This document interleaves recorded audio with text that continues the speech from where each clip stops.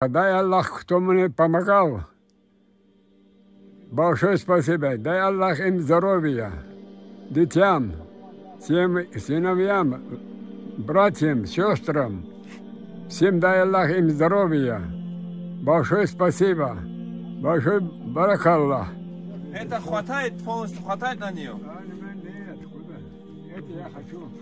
Который старый, А вот это, да, Исмаил, вам кто помогает работать, делать? Вы сами делаете? Это, он мадат был один, потом дай Аллах вам быстро шаг на радость, на баракат. Амин Аллах, амин Аллах. Аллах на всю шаг вам дуа делает.